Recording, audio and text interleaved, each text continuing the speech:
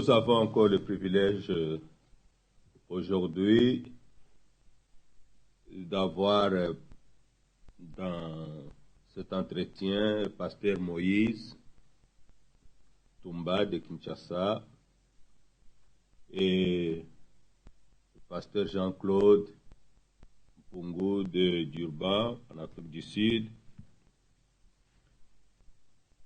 Nous allons nous entretenir autour des passages bibliques paraissant un peu curieux, mais d'abord, c'est une joie d'avoir sur ce plateau des hommes de Dieu. Pasteur Moïse, bonjour. Bonjour, c'est Félix. Pasteur Jean-Claude, bonjour. Bonjour, frère Félix. Et nous sommes heureux d'être avec vous. Et nous savons combien vos ministères sont édifiants. Nous allons premièrement, puisqu'il s'agit de notre Dieu, du Seigneur Jésus-Christ, nous voulons commencer par un mot de prière pour pouvoir lui remettre cet entretien, lui qui dirige nos pensées et nos paroles. Notre Père Céleste, nous te remercions pour ce privilège que tu nous donnes d'avoir tes serviteurs, que toi tu as appelé, établi, et que tu as envoyé dans le champ, dans le monde, pour apporter la semence de ta parole. Et nous sommes là devant toi, pour ton peuple, que tu puisses, Seigneur, nous parler au travers d'eux, que tu puisses toi-même nous faire mieux comprendre les Écritures que nous allons aborder et que cela puisse être une grande bénédiction pour ton peuple que toi tu as connu avant la fondation du monde. Nous te remercions de le faire, de nous assister, de nous inspirer. Inspire tes serviteurs, ou encore davantage. Rendons honneur et gloire dans le nom de Jésus-Christ. Amen. Amen.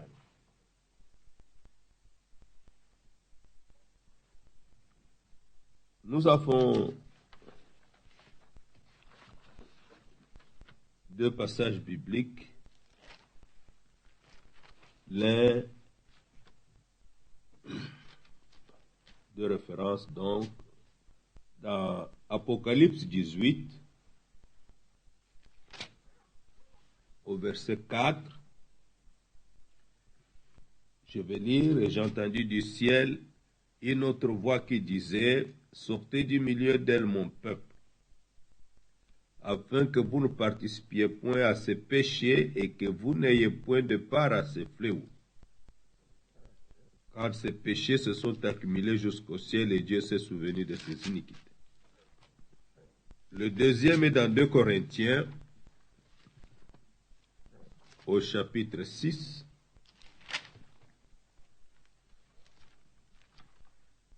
dans les versets 17 et 18.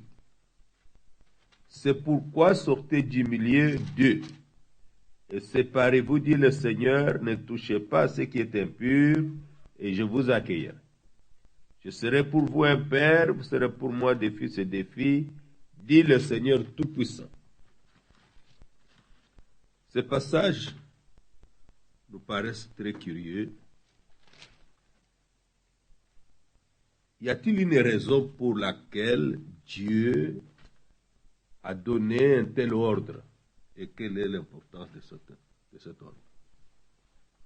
Pasteur Moïse. Merci bien, mon frère. Il y a une raison pour laquelle Dieu a donné cet ordre. Et cet ordre a une grande importance pour le peuple de Dieu. Pour remettre les choses dans leur contexte, j'aimerais commencer par Ésaïe 60. Dans Ésaïe 60, à partir du premier verset, nous lisons « Lève-toi, sois éclairé, car ta lumière arrive, et la gloire du Seigneur se lève sur toi. Voici les ténèbres couvrent la terre, et l'obscurité le peuple. Mais sur toi, le Seigneur s'élève, sur toi, sa gloire apparaît. Des nations marchent à ta lumière et des rois à la clarté de tes rayons. Ici, il est parlé de la lumière, il est parlé de l'obscurité, il est parlé des ténèbres. Nous nous souvenons que dans Genèse chapitre 1er, Dieu a créé la lumière.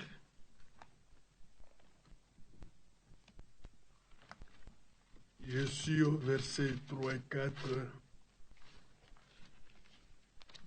3 à 5, Dieu dit que la lumière soit et la lumière fut. Dieu vit que la lumière était bonne et Dieu sépara la lumière d'avec les ténèbres. Dieu appela la lumière jour et il appela les ténèbres nuit. Ainsi, il y eut un soir, il y eut un matin, ce fut le premier jour. Là, il est parlé de la lumière et des ténèbres. Mais Dieu n'a pas fait cohabiter la lumière avec les ténèbres. Dieu a séparé la lumière d'avec les ténèbres. Dieu n'a pas dit que les ténèbres étaient bonnes. Dieu a plutôt dit que la lumière était bonne.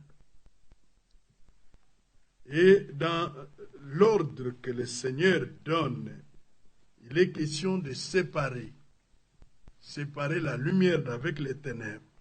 Si nous continuons la lecture, nous verrons que la parole de Dieu elle-même est lumière. Le psaume 119,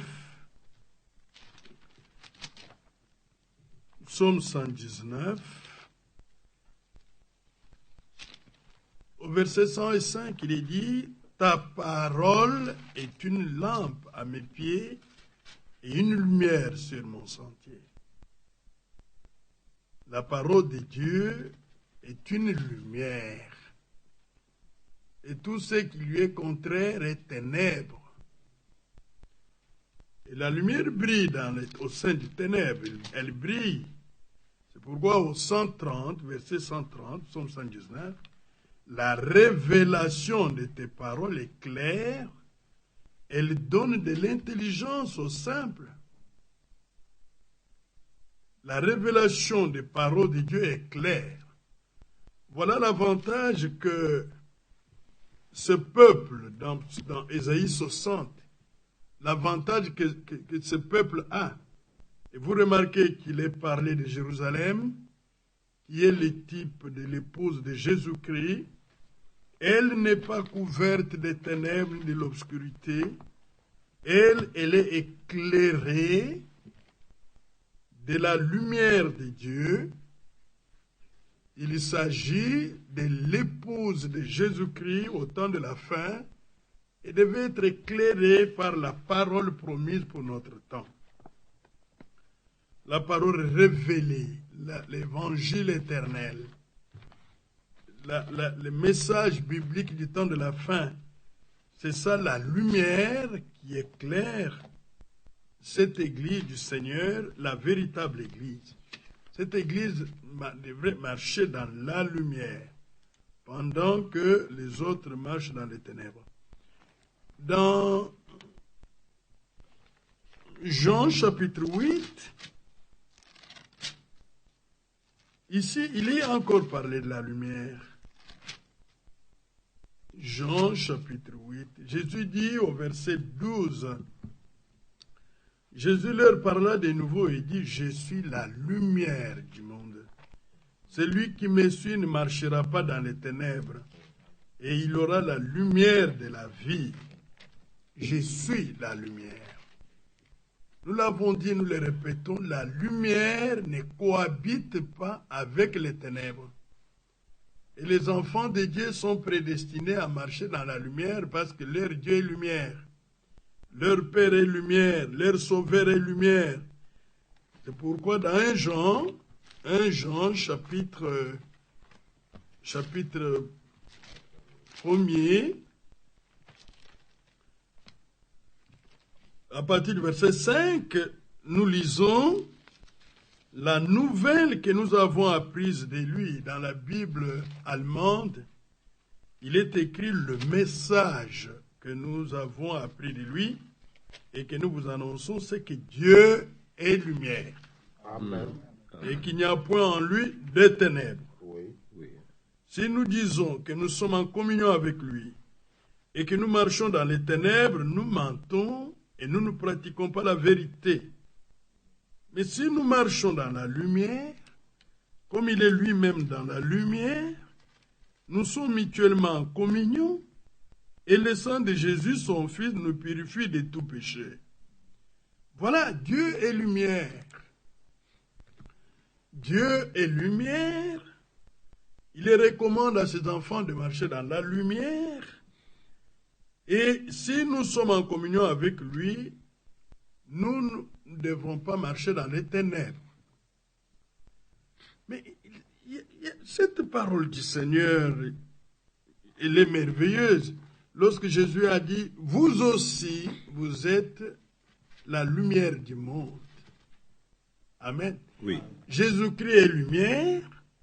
Ceux en qui Jésus habite, ils deviennent lumière.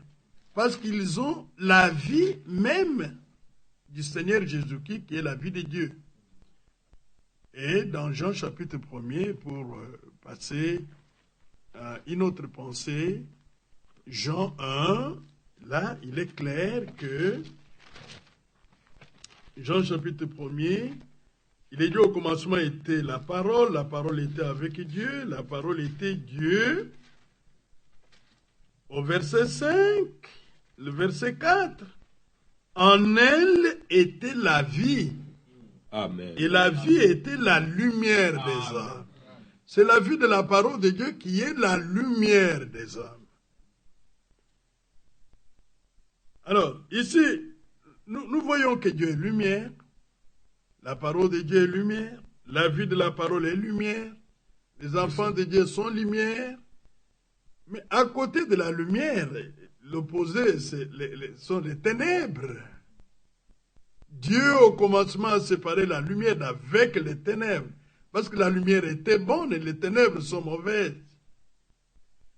C'est pourquoi, dans Éphésiens, c'est tellement important, avant de toucher la pensée de cette parole prophétique.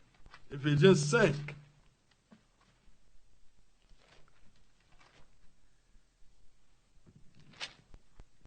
Parce que celui qui voudrait marcher avec Dieu doit venir à la lumière. N'ayez donc, verset 7, n'ayez donc aucune part avec eux. Autrefois vous étiez ténèbres, lorsque nous étions dans l'ignorance de la volonté de Dieu, nous étions ténèbres. Quand nous n'étions pas venus à la conversion, à la parole de Dieu, nous étions ténèbres. Et maintenant, vous êtes lumière dans le Seigneur. Marchez comme des enfants de lumière. Car le fruit de la lumière, consiste en toutes sortes de bonté, de justice et de vérité. La vérité est lumière, la justice est lumière, la bonté est lumière. Tout ce qui est contraire à ces vertus sont des ténèbres. Examinez ce qui est agréable au Seigneur et ne prenez point part aux œuvres infructueuses des ténèbres, mais plutôt condamnez-le. Oui. Amen. Oui. C'est que de la même manière que Dieu désapprouve les ténèbres, les enfants de Dieu devraient aussi désapprouver les ténèbres. Les œuvres infructueuses des ténèbres, ce sont les œuvres de la chair, les œuvres du vieil homme. Plutôt condamnez-le. Alors, si nous comprenons cet attribut de Dieu qu'il est lumière, et que tout ce qui vient de Dieu est lumière, et que Dieu a séparé la lumière d'avec les ténèbres au commencement, jusqu'à la fin, il séparera toujours la lumière d'avec les ténèbres. Parce que tout ce qui plaît à Dieu, c'est la lumière. Voilà pourquoi, ici, dans 2 Corinthiens 6, 2 Corinthiens chapitre 6,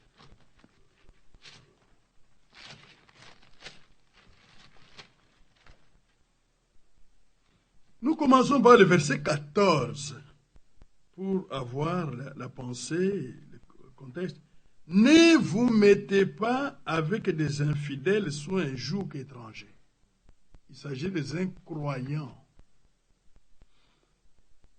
Ne vous mettez pas sous un joug étranger, car quel rapport y a-t-il entre la justice et l'iniquité? La réponse, c'est qu'il n'y a pas de rapport. Oui. La justice vient de Dieu, la justice est lumière. L'iniquité est ténèbres. Où qu'y a-t-il de commun entre la lumière et les ténèbres? La réponse est claire, il n'y a pas de rapport entre la lumière et les ténèbres. Quel accord y a-t-il entre Christ et Bélial? Ou quel part a les fidèles avec l'infidèle? Il n'y a pas de rapport. Quel rapport y a-t-il entre les temples de Dieu et les idoles? Ah, le Seigneur là parle de l'Église. C'est ça. L'Église qui est le temple du Dieu vivant. Nous l'avons vu dans les émissions passées. L'Église du Dieu vivant est la colonne et l'appui de la vérité. Amen. L'Église du Dieu vivant soutient et élève la vérité. Correct. Et c'est dans l'Église où la vérité est soutenue, élevée, que Dieu se sent à l'aise. C'est là où la foi véritable va naître et c'est là où Dieu va faire son œuvre. Dans les croyants. Voyez? Quel rapport y a-t-il entre les temples de Dieu et les idoles?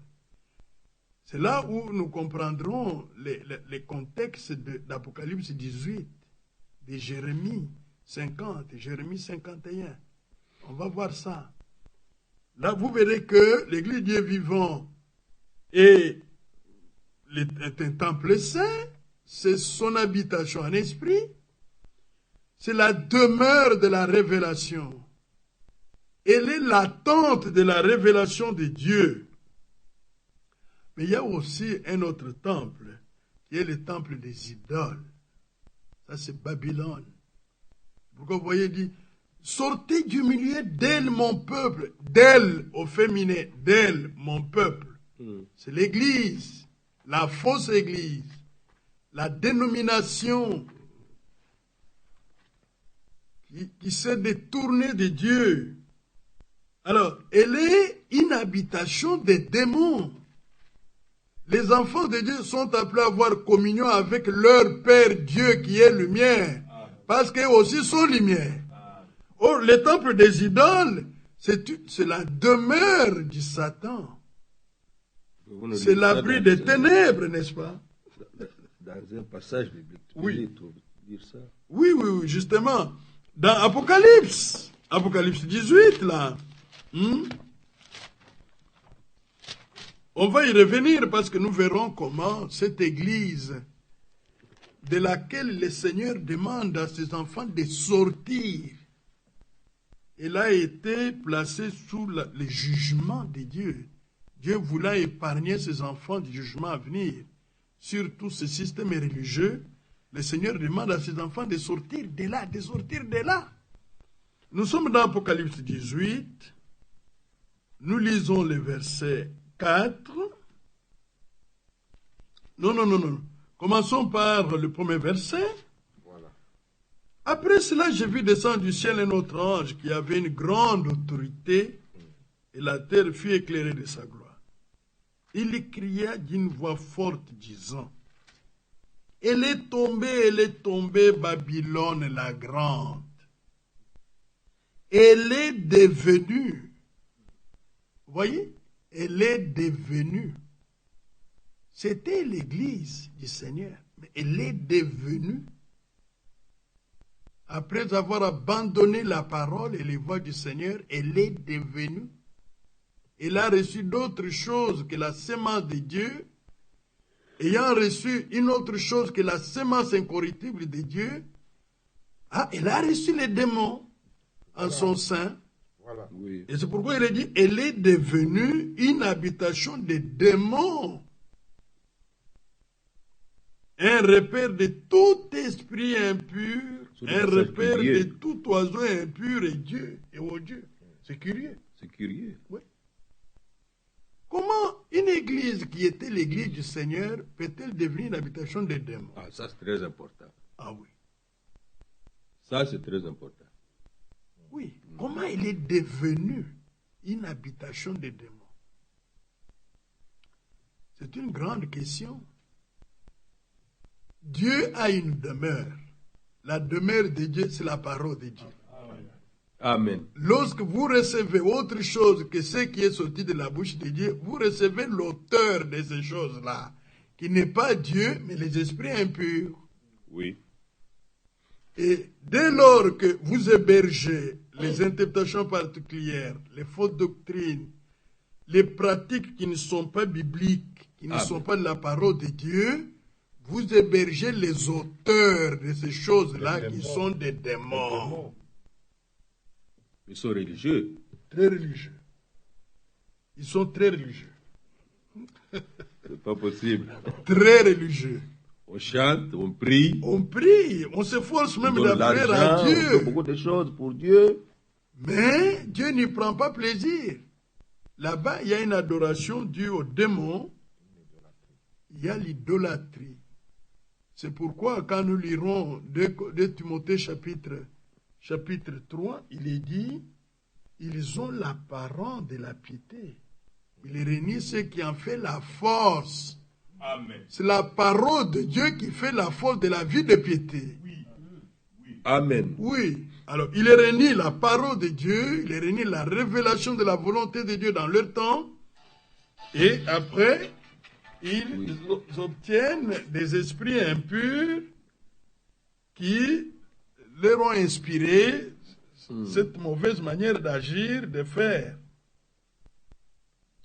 Excusez-moi.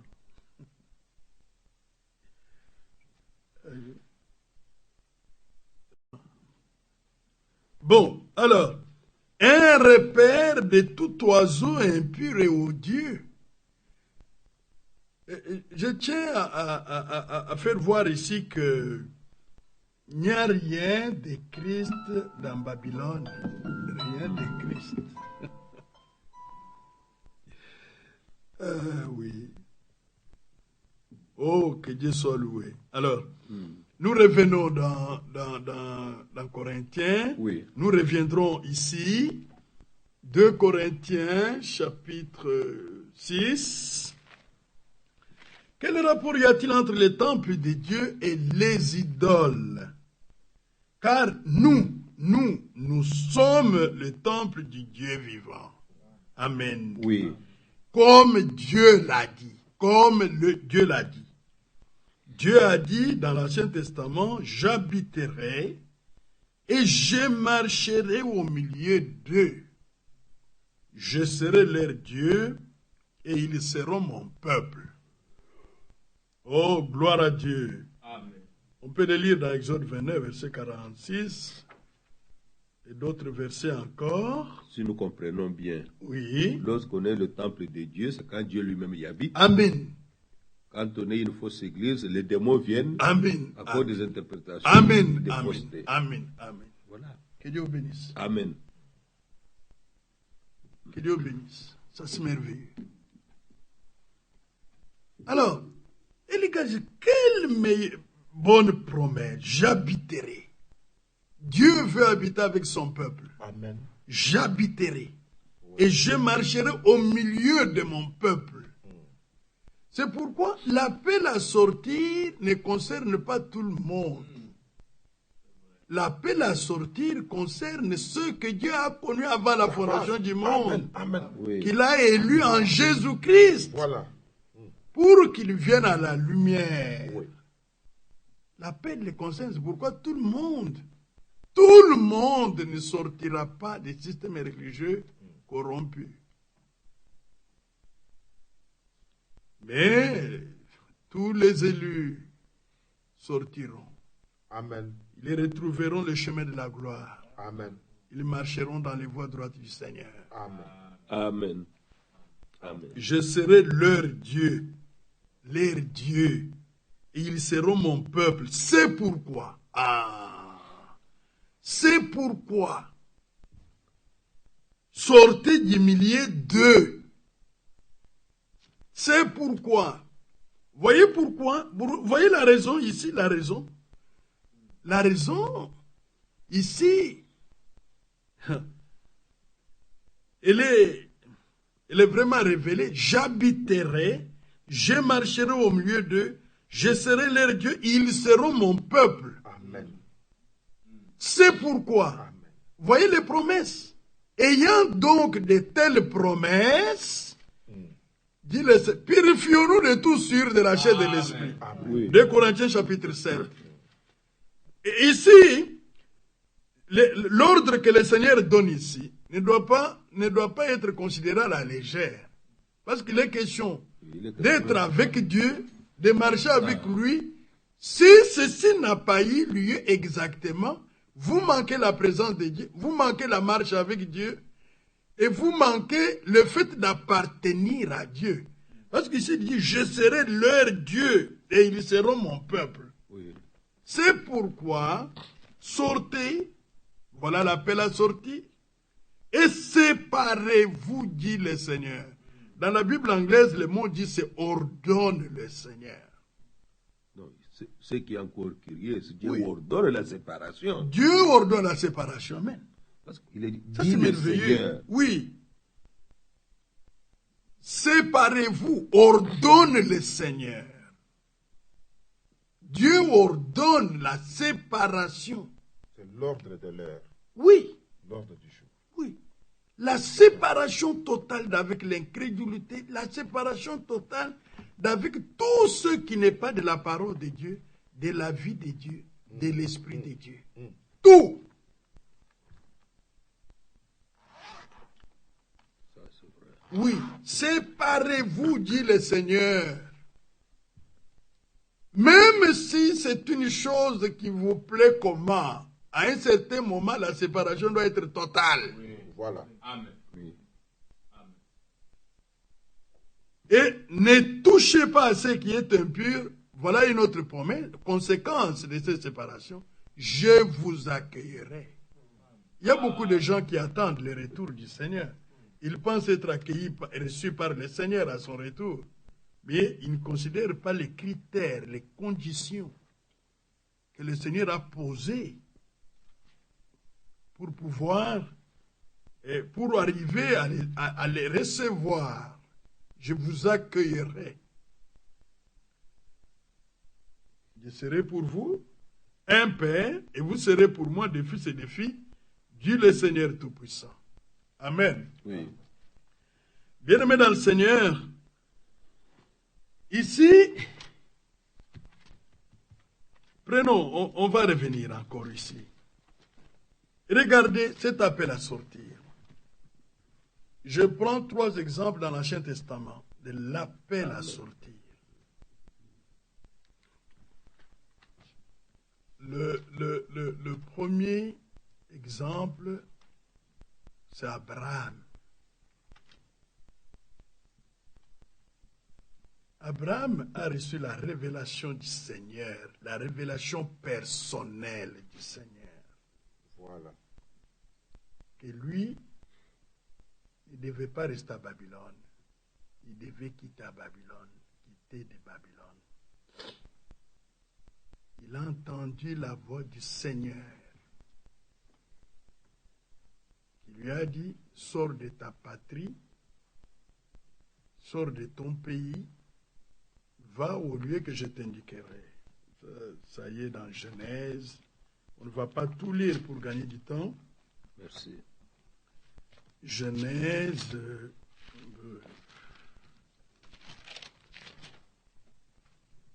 12, chapitre 12. Le Seigneur dit à Abraham, va-t'en de ton pays, de ta patrie, et de la maison de ton père dans le pays que je te montrerai. Lorsqu'il a reçu cet appel, il commence par donner des promesses. Je ferai de toi une grande nation, je te bénirai, je rendrai ton nom grand, et tu seras une source de bénédiction. Je bénirai ceux qui te béniront, et je maudirai ceux qui te maudiront, et toute la famille de la terre seront bénies en toi, c'est-à-dire en ta postérité. Remarquez que là, il y a eu d'abord un ordre du Seigneur. Va-t'en de ton pays, de ta patrie. Voilà. C'est l'obéissance à cet ordre qui allait donner lieu à l'expérience, à expérimenter toutes les autres promesses qui ont été données après. Et le Seigneur voulait une séparation totale. Quand c'est lui qui a reçu l'ordre, ce n'était pas son père, ce n'était pas l'autre qui a reçu l'ordre. Tu vois, l'appel que Dieu nous fait, il est individuel, personnel. Hein? Oui. Oui. Mais lui, Abraham, il a amené dans sa marche beaucoup de gens qui n'étaient même pas concernés par la promesse.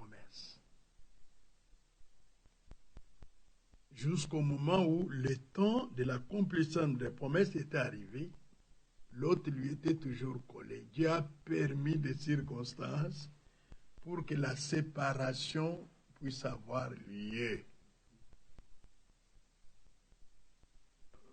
Une histoire banale, les bergers de Lot et les bergers d'Abraham, ils ne se sont pas convenus sur une histoire de pâturage des bêtes.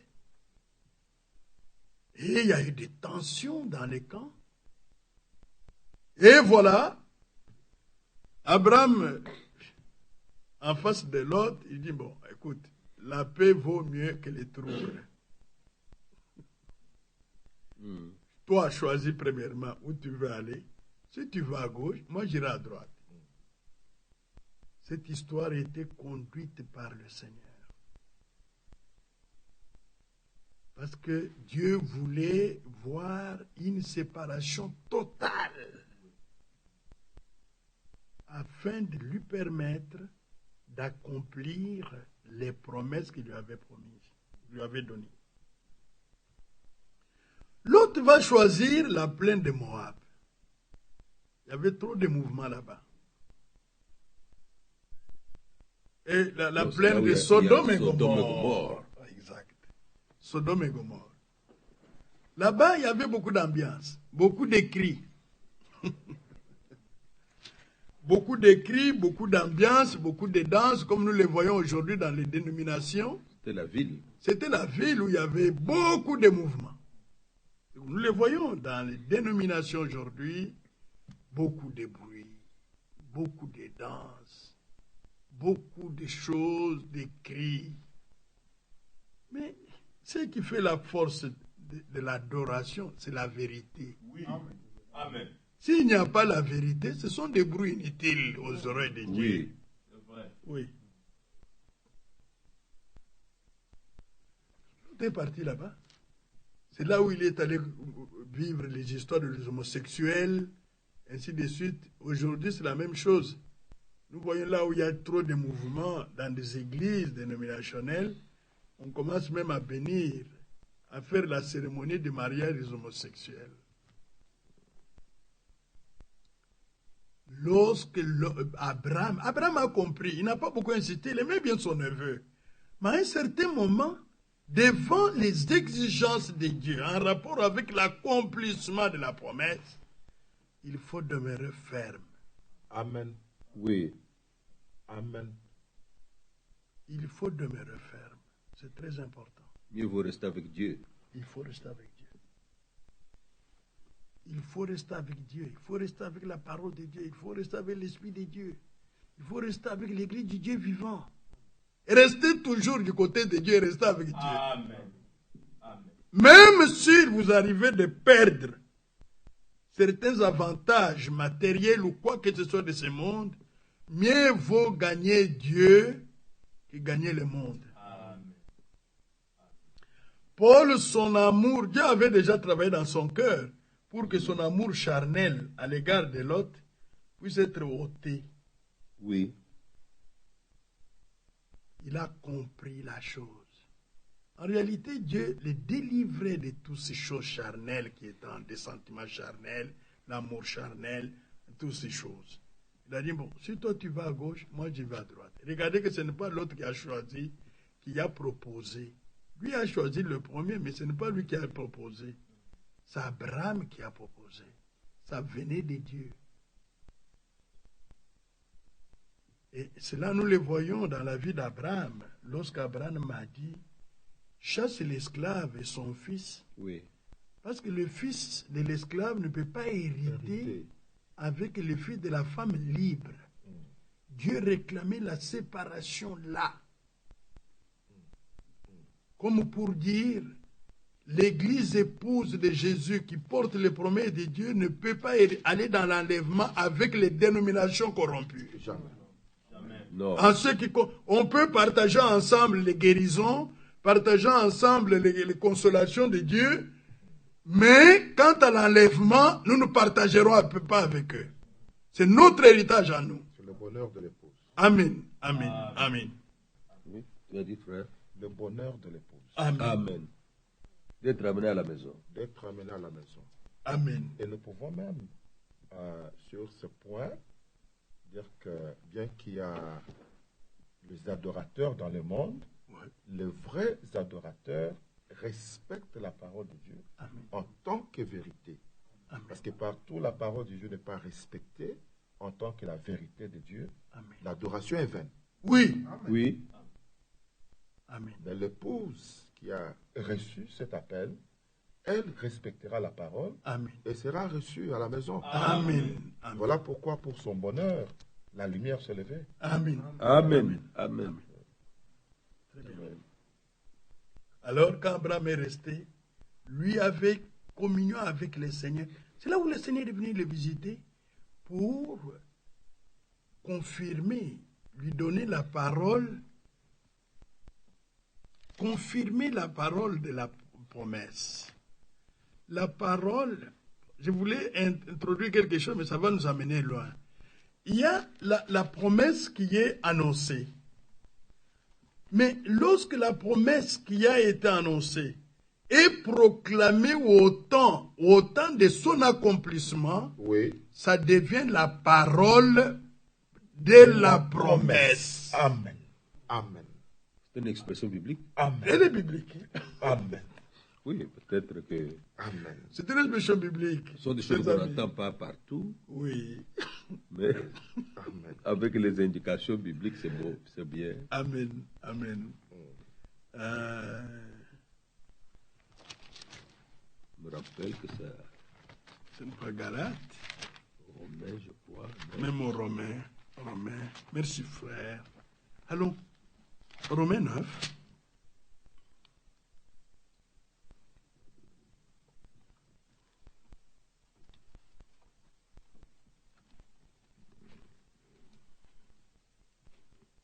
Bon.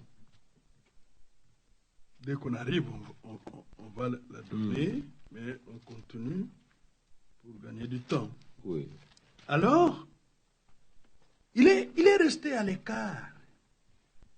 En tout cas, loin de tous les mouvements, Romains 9.9. Oh, merci mon frère de la connaissance que Dieu vous a donnée. Voici en effet la parole de la promesse. Je reviendrai à cette même époque. Vous voyez, le temps de l'accomplissement est indiqué. Là-bas, il lui-même a dit l'année prochaine, à cette même époque. Et Sarah aura un fils. La promesse qui a été donnée, lorsque vous la proclamez au temps de son accomplissement, ça devient la parole de la promesse. C'est pourquoi on parle des enfants de la promesse. Et l'esprit promis vient sur les enfants de la promesse. Nous, comme Isaac, nous sommes les enfants de la promesse. Quelle est notre promesse? Promesse de Ici, restauration. Abraham, je reviendrai à cette même époque. Non, lions ça immédiatement, Oui, ça pourra être vraiment une bénédiction pour nous. oui. qu'il a dit, comme Isaac, vous êtes les enfants de la promesse. Amen. Isaac, il y avait une promesse pour Isaac. Oui. Nous devons avoir notre promesse. Oui. Proclamée en ce temps. Oui. Laquelle? Nous avons la promesse de la restauration de toutes choses. C'est Amen. une promesse pour notre temps. Amen. C'est d'elle que nous sommes les enfants. Parce que de là est venue la sémence promise de Dieu, parole de la restauration, qui amènera la pleine restauration du Seigneur dans son Église, avant l'enlèvement. Parce qu'il n'y a pas enlèvement sans restauration, pleine restauration. Vous voyez, c'est lié. On doit passer par la pleine restauration avant de toucher à l'enlèvement. C'est pourquoi tous ceux qui n'ont pas reçu la parole de la promesse pour notre temps ne peuvent pas être enlevés. Ils peuvent expérimenter le salut, mais pas être enlevés. Parce que pour être enlevé, il faut avoir été restauré dans l'ordre divin de la parole de Dieu en toutes choses. Amen. Amen. Amen. Le Seigneur a commencé à se révéler à Abraham à l'écart. L'autre était là dans les mouvements, dans la distraction. Lui, l'élu de Dieu, ne s'est pas donné à la distraction. Il en est demain pour l'épouse aujourd'hui. Nous sommes à l'écart. Vraiment à l'écart de la mondanité, à l'écart de la religion. Nous sommes à l'écart. C'est pourquoi on insiste toujours dans la prédication que chacun doit avoir une communion personnelle avec le Seigneur. Une relation directe avec le Seigneur par la parole de vérité et par l'esprit de vérité. Alors, avec Abraham, il y a une séparation totale. Prenons maintenant pour l'autre lui-même, qui typifie un appelé. Abraham, c'était un élu. Oui. L'autre, un appelé, dénominationnel. Il était toujours là, dans la dénomination. Beaucoup d'appelés, peu d'élus. Peu d'élus. Beaucoup d'appelés, peu d'élus. Il était toujours là, avec sa femme, ses enfants. Mais là aussi, le Seigneur voulait juger Sodome et Gomorrhe à cause de leurs iniquités. Qu'est-ce que le Seigneur a fait? Il a voulu épargner l'autre qui était incroyant. Parce que Dieu ne peut pas détruire les croyants avec l'incroyant. Les appelés là, même s'ils ne vont pas aller dans l'enlèvement, mais ils gardent la parole qu'ils ont engendrée à la vie éternelle, ne seront pas détruits avec les incroyants. Parce qu'ils ont la vie éternelle. Ah. Dieu est juste, n'est-ce pas? Amen. Amen. Dieu voulait sauver Lot. Il y a eu un message d'appel à sortir. C'était un message surnaturel aussi. Parce qu'il y a deux anges qui sont venus lui dire, sors d'ici, Lot. Dieu va détruire ces villes à cause de leurs iniquités. Et le péché qui était en exergue, c'était l'homosexualité, comme maintenant. Mais regardez toujours, il donne l'ordre, sortez. Il y en a qui prennent l'ordre au sérieux, ils reçoivent la bénédiction. Il y en a qui ne prennent pas cet ordre au sérieux, ils subissent le jugement. Jésus a dit aux disciples, souvenez-vous de la femme de Lot. Une femme rétrograde. On leur a dit, sortez, mais son cœur était toujours là, derrière. Il y a des gens comme ça. Vous ne comprenez pas que Dieu exige une séparation totale avec ce système du monde, avec ce système religieux. Dieu exige ça. Cette femme n'a pas compris l'ampleur, l'importance, la raison de cette mission des anges. Regardez en arrière, lui est en Israël. Quand vous arrivez en Israël, vous visitez, on vous montre que là où la chose s'est faite, où l'autre est allé se réfugier. Oui. Tu as vu ça? Oui. On vous montre, non, de loin. On montre de loin. Mm. Vous pouvez voir la statue de la femme de Lot. Oui. Oui, sur les chaînes de Moab. appelle ça les chaînes de Moab, vous voyez cette statue, ça existe. La parole de Dieu est vérité. Amen. Non seulement nous lisons dans la Bible, mais quand vous allez en Israël, vous pouvez voir ce qui est écrit dans la Bible de vos yeux. Amen. Cette On vous a histoire montré est là-bas arrivée les plaines de Moab. Là. des milliers d'années avant que nous n'existions. Mais jusqu'à ce jour, quand vous allez en Israël, vous pouvez voir cette forme de la femme de l'homme. C'est bien gardé. Alléluia. Et on montre à tous ceux qui visitent Israël Alléluia. pour voir comment Dieu tient sa parole. Amen. Être rétrograde. Très rétrograde. C'est mauvais. Très mauvais. Reculer dans la foi. Oui. C'est ça. Très mauvais. Jésus a dit, souvenez-vous de la femme de Lot. C'est une parole prophétique. C'est une mise en garde prophétique. Aujourd'hui encore, il y en a qui ont entendu l'appel à sortir, qui vont s'empresser à sortir, qui sont sortis, ayant en eux la détermination d'être séparés de tout, C'est ça. ce qui n'est pas de Dieu. Il y a d'autres qui traînent les pas, qui ne comprennent pas l'importance de ce message divin. Cette ordonnance de Dieu, c'est un ordre de Dieu. Mon frère l'a bien dit, l'ordre de Dieu de sortir et de se séparer de tout ce qui n'est pas de Dieu. Bien-aimés dans le Seigneur, qui écouteront cette émission, il y a aussi un autre appel à sortir. C'est Israël en Égypte. Israël en Égypte. Il y a eu appel à sortir. Proclamé par un prophète envoyé de Dieu, Moïse. Là, il était question de sortir de l'Égypte. Pour aller où? Pour aller à Dieu, au Seigneur. Prenez, là, on peut déjà répondre à cette question directement. Hébreux 13, 13. Vous sortez pour aller où?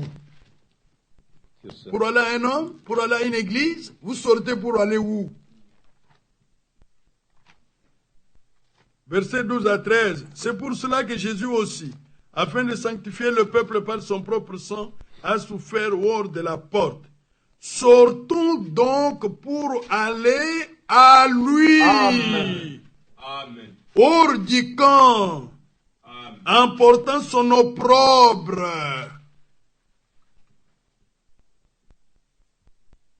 Pour aller à lui, à lui. Quand Dieu a sorti Israël de l'Égypte, c'était pour qu'ils aillent à lui. À lui.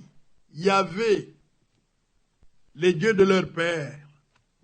Quand Dieu nous sort de la confusion aujourd'hui, il nous amène à Christ. Sortez, allez à lui. Amen. Et Christ est la parole. Nous sommes venus à la parole pour régler nos voies d'après tes paroles. Mais la sortie là n'était pas facile, elle était douloureuse. Pharaon ne voulait pas lâcher. Il ne voulait pas que le peuple sorte. C'était très dur. Jusqu'en Exode, pour aller vite, Exode chapitre 10. Parce que dans Exode 10, Moïse a quitté la présence de Pharaon, il n'y est plus retourné. Exode 10, verset 21.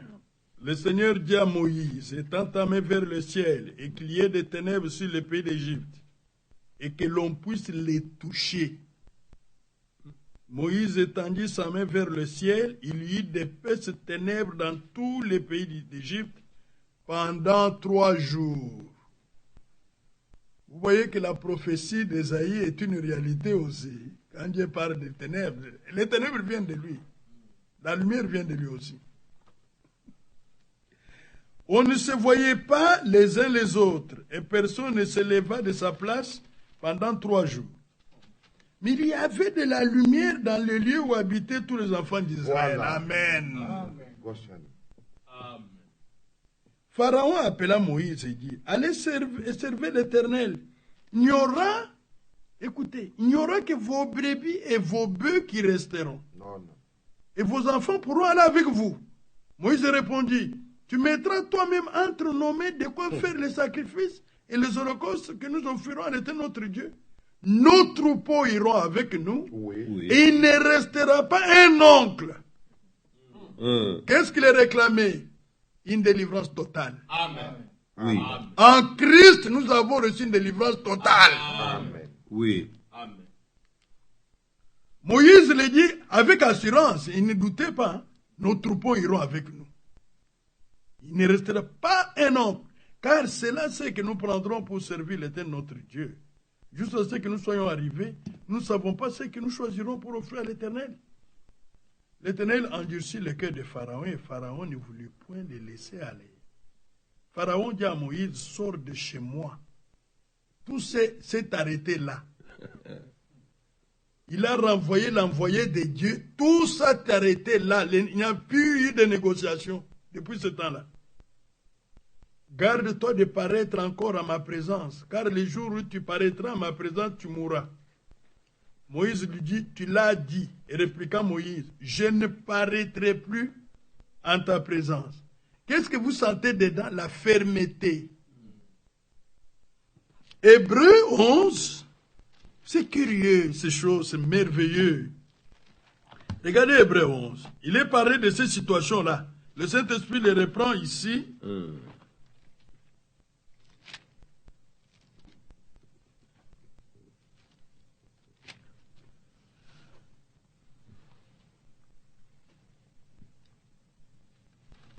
Nous sommes dans Hébreux 11.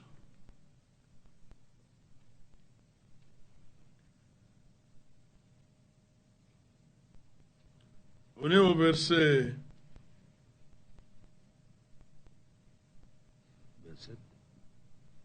27. Ah, voilà, 27. C'est par la foi qu'il quitta l'Égypte, sans être effrayé de la colère du roi, car il se montra ferme comme voyant celui qui était invisible. Amen. Vous voyez, à la fin, la fermeté pour les élus est réclamée, la fermeté.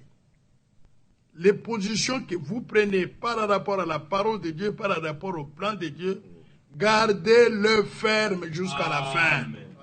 Il n'a pas tremblé devant cet homme qui le menaçait de mort. Et après, vous verrez ce qui est arrivé.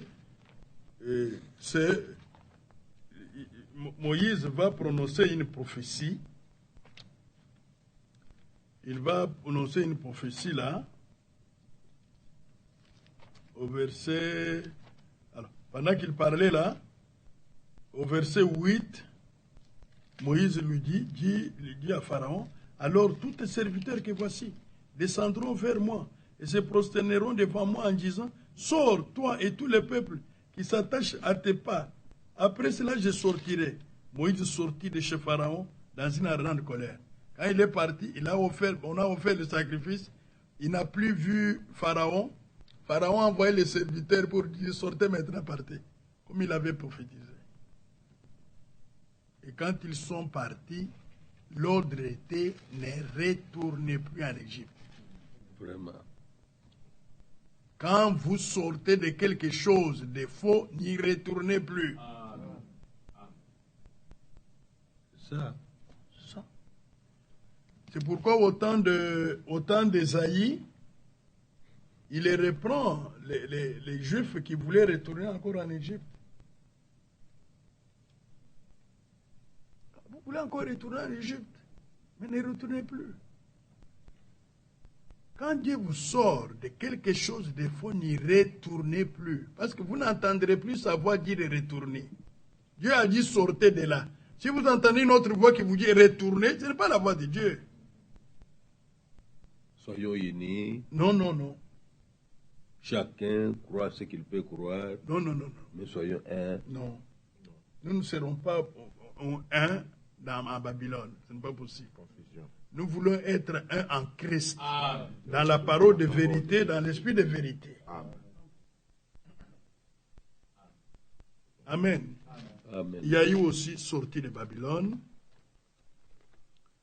D'abord, un mot sur Babylone. Vous savez, Babylone, dans Daniel chapitre 2, était un empire, un grand empire, l'empire babylonien, avec Nabuchodonosor comme roi. Après cet empire, il y a eu l'empire de Médès et Perse. Après cet empire, c'est l'empire grec. C'était des empires mondiaux. Après, il y a eu l'empire romain. Lorsqu'il y a la destruction de l'empire romain, dans l'empire babylonien, ça, c'est dans Daniel 4, 5. Je voudrais que vous ayez une idée pour qu'on touche à Babylone spirituelle dont le Seigneur parle dans l'Apocalypse.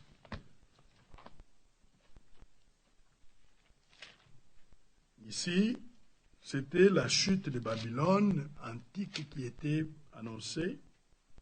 Daniel 5, verset 24, c'est pourquoi il a envoyé cette extrémité de main qui a tracé cette écriture. Voici l'écriture qui a été tracée. Comptez, comptez, pesez et divisez. Et voici l'explication de ces mots. Comptez, Dieu a compté ton règne, il a mis fin. Pesez, tu as été pesé dans la balance, et tu as été trouvé léger. Divisé, ton royaume sera divisé, et des noms aux Médès et aux Perses. Et cela se fait ainsi. C'est fait ainsi. L'écriture sur le mirail annonçait la chute de l'empire babylonien. Remarquez qu'autant en notre temps, le Seigneur a répété la même chose. Dans le ministère de Feu Vanam, il y a eu un ange de Dieu qui est sorti, qui a dessiné des chandeliers au mur d'une manière surnaturelle. C'est un grand signe. Exactement comme en ces temps-là. Quand nous voyons ces signes, nous voyons aussi l'accomplissement des prophéties bibliques pour notre temps.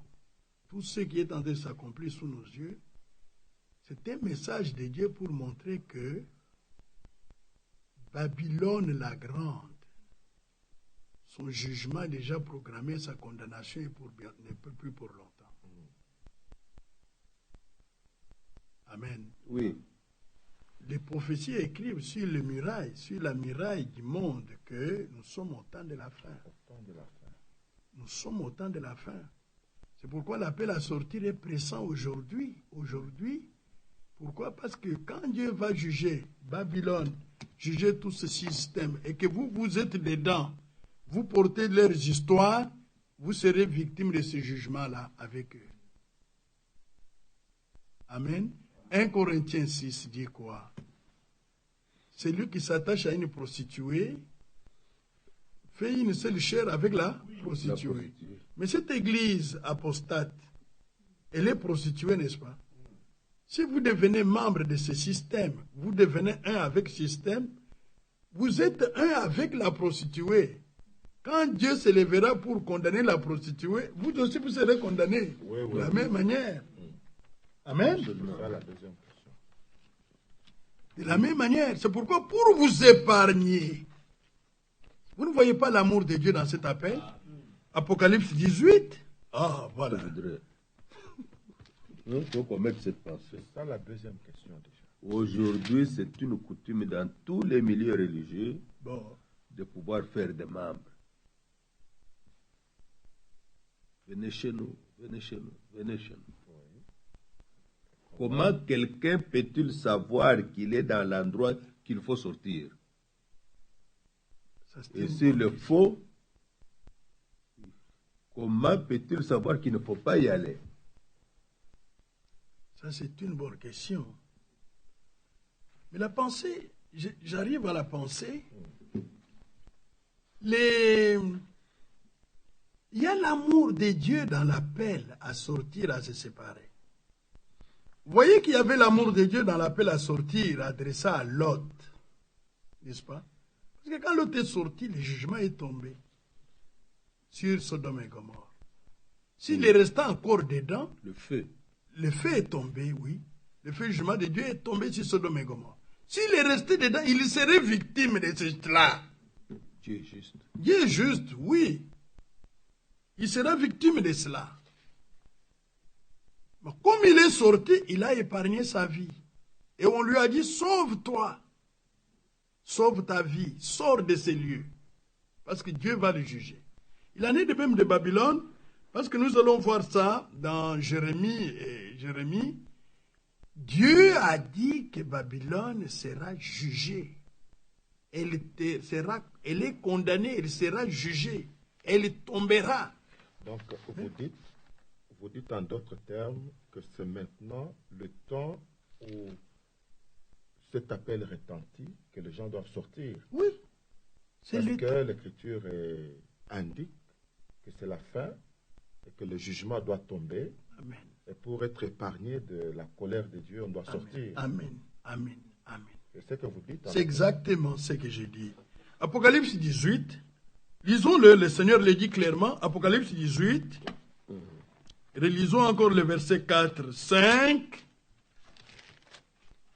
et le verset 6.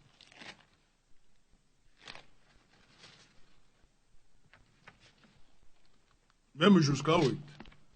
J'ai entendu de chez une autre voix qui disait, sortez du milieu d'elle, mon peuple. Amen.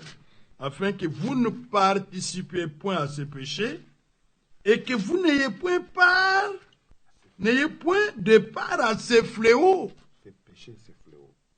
Vous voyez, il y a les péchés, il y a les fléaux. Si vous prenez part à ces fléaux, à ces péchés, il y aura aussi des fléaux sur vous. Verset 5. Car Dieu justifie cela. Car ces péchés se sont accumulés jusqu'au ciel. Et Dieu s'est souvenu de ses iniquités. Payez-la comme elle a payé. Rendez-lui au double selon ses œuvres. Car la coupe où elle a versé, versez-lui au double. Oh mon Dieu. Ça, c'est Babylone.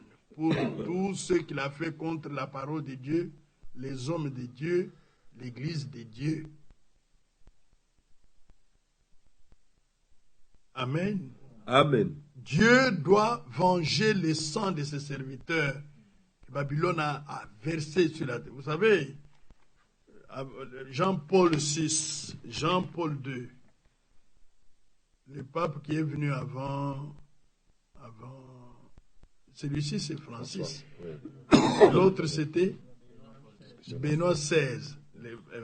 Vous savez ce qu'il a fait? Il est allé il demandait pardon pour tous les crimes que l'Église avait commis pendant la période de deuxième guerre mondiale et ainsi de suite. Dieu ne demande pas la repentance au système qu'il a condamné. Le système ne peut ni être sauvé, ni être ramené. Amen. Oui. Dieu veut sauver les hommes qui sont dans le système. Mais quant au système lui-même, il n'y a pas un plan du salut pour le système. Babylone ne peut pas guérir. Babylone ne peut pas guérir. Amen. Oui. Ça, c'est Jérémie, n'est-ce pas? Jérémie. Tu peux lire ça. Oui, Jérémie, qu'il c'est lise. pas ça, Oui. Très bien. Babylone ne peut pas guérir. Oui. L'unique façon d'échapper, Nous voulons sortir. entendre que Dieu l'a dit dans la Oui. Bible. De sortir de Babylone. Oui. Je crois qu'il y a un passage dans Jérémie 51, depuis Commencez par le verset 6 jusqu'au 9. fouiller de Babylone, À partir du verset 6. depuis le 6e verset, Hmm. que chacun sauve sa vie. Oui. Parce que là, il est question d'une expérience personnelle. Oui. De peur que vous ne périssiez dans sa ruine. Amen. Parce que le péché de Babylone se sont accumulés. Oui.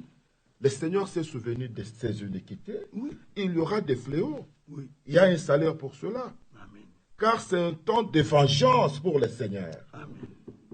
Il va lui rendre selon ses œuvres. Amen. Et là, il est dit périr au double. Babylone était dans la main du Seigneur une coupe d'or qui enivrait toute la terre. Oui. Les nations ont bu de son vin. Oui. C'est pourquoi les nations ont été comme en délire. Oui. Soudain, Babylone tombe. Elle est brisée. Gémissez sur elle. Prenez du baume pour sa plaie. Peut-être guérira-t-elle. Nous avons voulu guérir Babylone, mais elle n'a pas guéri. abandonnons-la, Oui. allons Amen. chacun dans son pays. Amen. Oui. Babylone ne guérira pas. Amen. Quand une maison brûle, il faut sortir. Oui. Amen. Ça, c'est merveilleux. Oui, c'est merveilleux. Mais ça, c'est merveilleux. Gloire à Babylone ne peut pas être guérie. Jamais. Jamais. Même si tu prêches le fait de ça. Vous ne pouvez pas transformer un système. Vous ne pouvez pas changer un système. L'unique manière d'échapper quand la condamnation Pasteur est Jean-Claude, arrêtée, oui, ici, dans Jérémie 51, oui. Jérémie est un prophète de Dieu, Amen. Amen. à qui venait la parole de Dieu. Amen. Amen. Venait la parole de Dieu. Oui.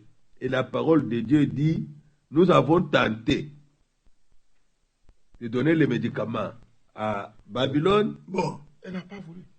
Elle n'a pas guéri. et elle n'a pas guéri. Mais prenez même la bombe. Il est dit là, c'est le verset, la deuxième partie du verset 8. Gémissez sur elle, prenez du baume Pour pour sa plaie. Peut-être. Peut-être, On n'est pas sûr. peut-être. Mais dans la parole de vérité, il n'y a pas de peut-être. Il n'y a pas de oui et de non. Tout est oui et amen. Amen. En ce qui concerne l'épouse. Oui. Babylone tombera certainement. Oui. Maintenant, mais quand vous allez dans l'accomplissement, les réformateurs avaient la bonne volonté. Amen. Ils ont pensé qu'avec la révélation qu'ils avaient reçue, Ouais. ils apporteraient la guérison à Babylone.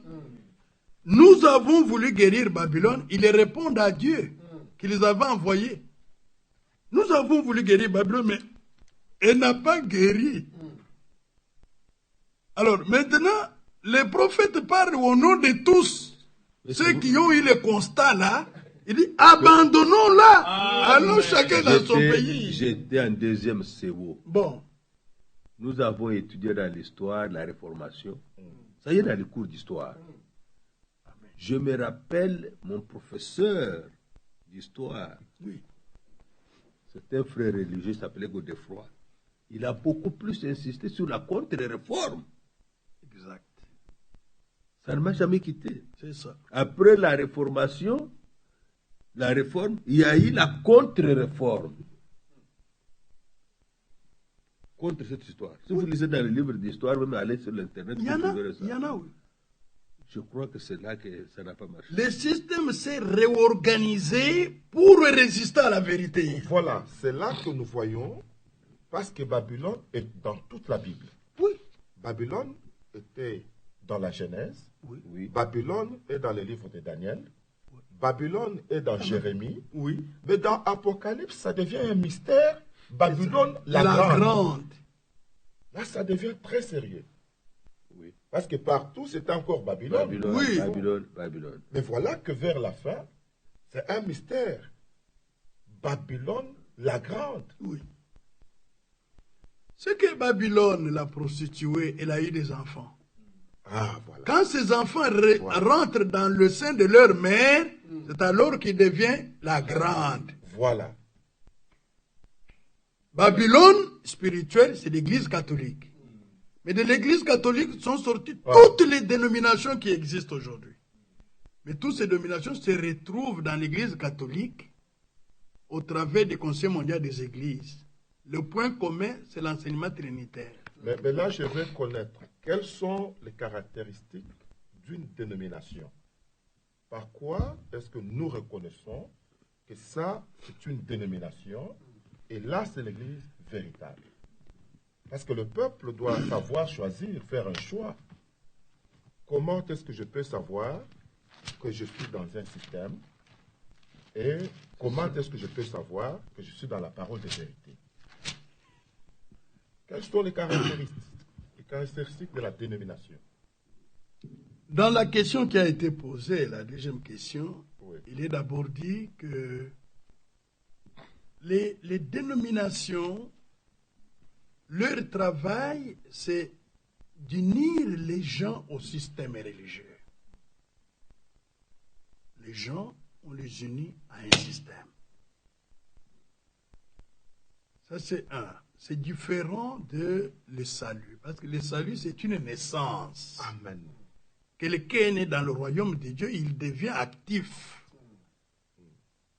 Il devient tout à fait motivé pour la vie de Dieu, pour le service divin. Mais souvenez-vous qu'on a parlé des dénominations. La dénomination, c'est une église, mais la fausse église. Il y a la vraie église et la fausse église. Oui. La vraie église est la demeure de Dieu en esprit. Amen. La fausse église, elle est la demeure des démons.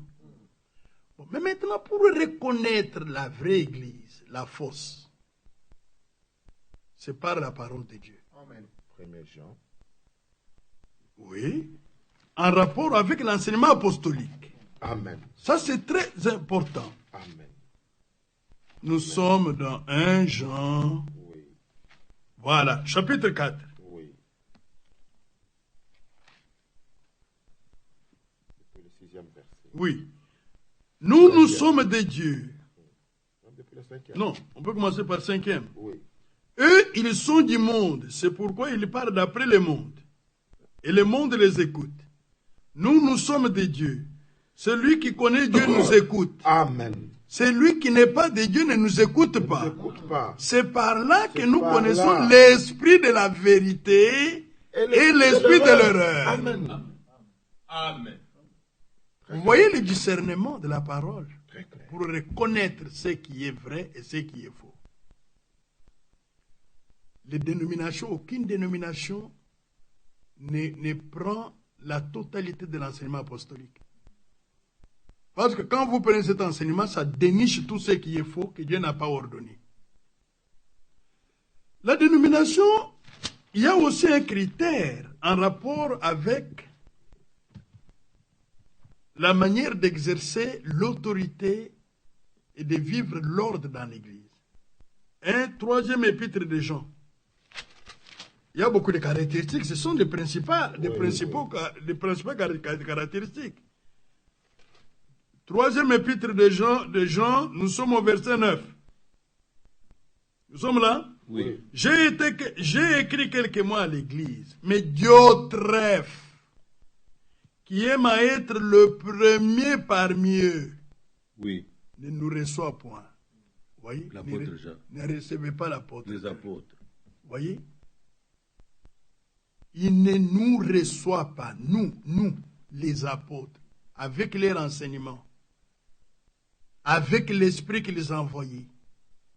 C'est la même chose aujourd'hui. Les dénominations n'accepteront pas l'enseignement complet des apôtres.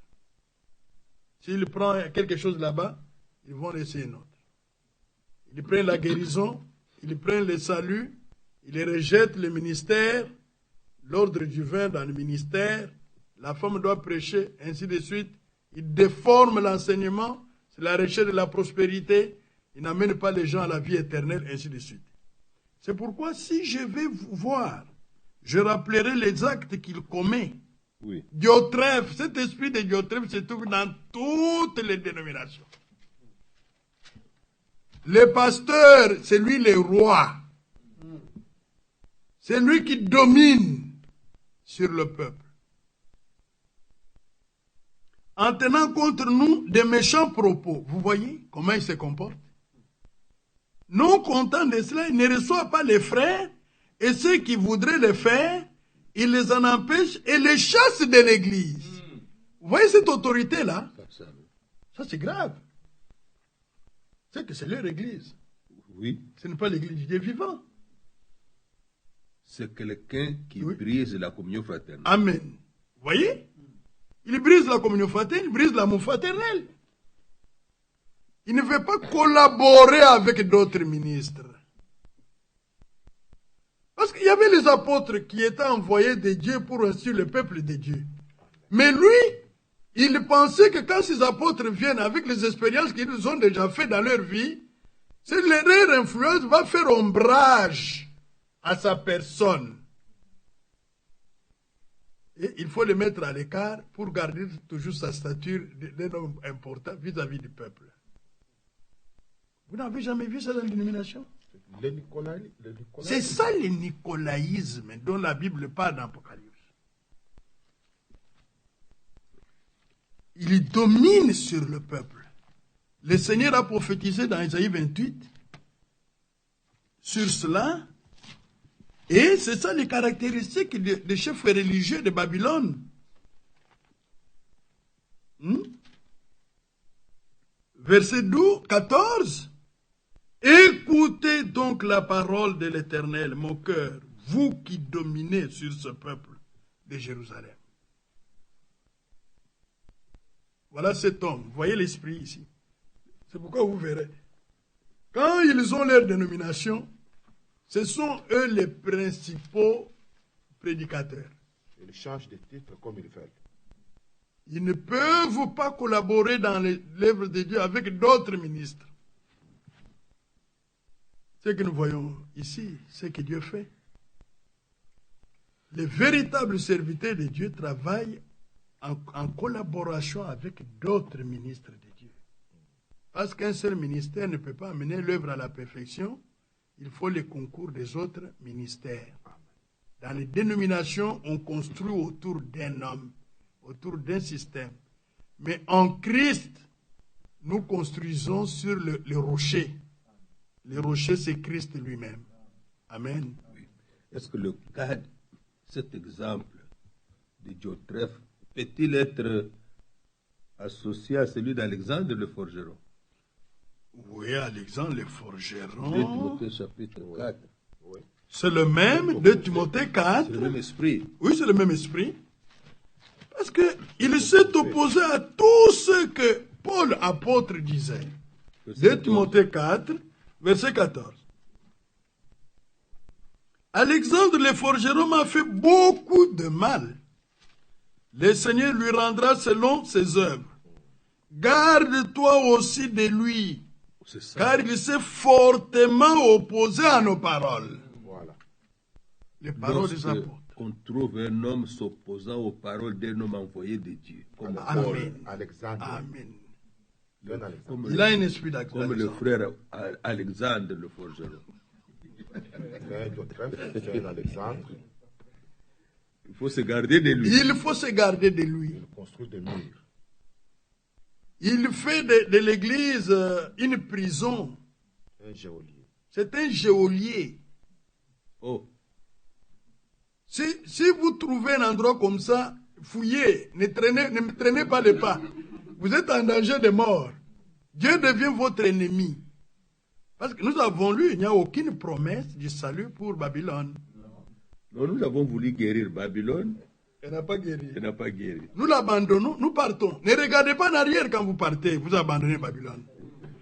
Frère, parce qu'on parle de ça, c'est un cas très sérieux. C'est vrai. Vous voulez parler, parle. Oui. Parce qu'il y a un verset que je désire lire aussi. Je voulais juste aussi insister sur le fait qu'il y a une prophétie qui va aussi s'accomplir ici au temps de la fin, avant la chute même de Babylone. C'est que avec le pape en fonction, il aura aussi pour mission de mettre toutes les dénominations ensemble. C'est que toutes les dénominations se retrouveront dans le conseil mondial de l'Église et au même moment, les vrais élus seront aussi unis autour de la parole Amen. sous Christ. Amen. Les gens peuvent se réclamer aujourd'hui d'une telle ou d'une telle dénomination, mais à la fin, ils vont tous se retrouver sous une seule tête, qui est le pape de Rome. Oui. Parce que c'est de là que toutes les dénominations tirent les origines. Nous voyons que Babylone, c'était cette grande prostituée qui, au lieu d'enfanter comme cette femme d'Apocalypse 12, qui a enfanté un fils mâle, elle a enfanté des prostituées et les abominations de toute la terre. Amen. Et à la fin, ils se mettront ensemble. Voilà pourquoi maintenant, l'ordre du jour, c'est tout simplement de sortir. Babylone ne guérira pas. Ne guérira pas.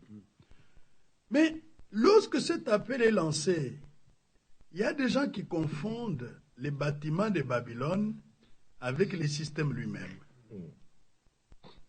Ici, l'appel n'est pas en rapport avec les bâtiments. L'appel est en rapport avec les systèmes, les pratiques, les enseignements et leur ordre. Ces choses sont frappées de malédiction. C'est comme dans Josué chapitre 7. Jéricho était la première ville qui devait être conquise par Israël à Canaan. Mais avant, ils avaient reçu des instructions claires du Seigneur. Que quand vous entrez dans cette ville, avant d'entrer, faites les tours. Ils ont fait les tours, on ne va pas en détail là-dessus. On leur a dit, ne prenez rien de cette ville. Oui. Parce que toutes choses qui sont là sont frappées de malédiction. Mais qu'est-ce qui est arrivé? Lorsqu'ils sont entrés dans la ville, Josué chapitre 7, je suis au verset 20 à 21, Akan répondit à Josué et dit, « Il est vrai que j'ai péché contre l'Éternel, le Dieu d'Israël, et voici ce que j'ai fait. J'ai vu dans le butin un beau manteau de chinéar, Babylone. 200 cycles d'argent et un lingot d'or du poids de 50 cycles. Je les ai convoités et je les ai pris. Ils sont cachés dans la terre au milieu de ma tente et l'argent est dessous. » Ah!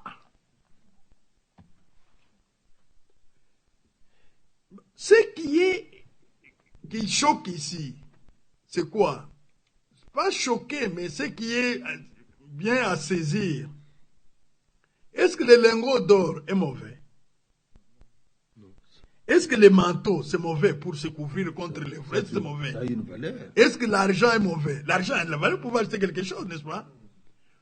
Mais la malédiction frappait ces choses à cause de leur origine. Ah, leur origine est de Babylone. Et Babylone, et tout ce qui appartient à Babylone est frappé de malédiction. Faites attention que quand vous sortez, vous ne puissiez rien, même si ça semblait bon, ça semblait juste. Même les clous, les aiguilles. Même l'aiguille. N'amenez rien de Babylone, c'est frappé de malédiction. Amen. Oui. Frère, c'est frapper, abandonner à Babylone tout ce qui lui appartient. Sortez, sauvez votre vie. Dieu a de meilleures choses dans la parole qu'il peut vous donner. Merveilleux. Oui. Un peu dans quelques enseignements là-bas, quelques pratiques là-bas. Mais frère, c'était bien. Hein? Ça aidait les femmes, ça aidait les enfants, non? Ainsi de suite. Ça, quelle origine? Babylone. Ne tirez rien de Babylone. Amen. Dieu a suffisamment pour ses enfants. C'est vrai. Oui, c'est vrai. C'est vrai. Amen. Amen. Bon, on a déjà parcouru toute cette question. Nous tendons vers la fin. Nous tendons vers la fin. Bien. Alors, bien-aimés, lisons. Regardez comment ça va arriver la chute de Babylone. Revenons dans Apocalypse. Si vous lisez le chapitre 7, on décrit la Babylone dont on parle. Parce que lorsque la Babylone antique est tombée, n'est-ce pas, les puissances des sorcelleries, des magies, toutes les divinités babyloniennes ont été d'abord apportées à Pergame. On n'a pas le temps de voir ça. Le frère pourra méditer avec vous sur les arts de l'église ou sur les sceaux. C'est amené à Pergame. De Pergame, c'est allé à Rome. Toute la puissance des sorcelleries, toute la puissance des magies, toute l'idolâtrie païenne s'est retrouvée à Rome. Voilà Babylone spirituelle, actuelle. Bon, maintenant, comme elle a eu des enfants, ses enfants sont rentrés dans son sein. C'est pourquoi on l'appelle Babylone la Grande. Il n'y a rien de Christ à Babylone, rien de Christ. Quand l'Église catholique parle de Jésus, ce n'est pas le Jésus de la Bible dont il parle. Quand elle parle de Marie, ce n'est pas Marie de la Bible dont elle parle. Quand elle parle de Pierre, ce n'est pas les pierres de la Bible dont elle parle. Parce que les pierres de la Bible n'a jamais été à Rome. La Bible est là. Vous pouvez le voir, voyez. Alors, il n'y a rien de Christ dans l'Église catholique.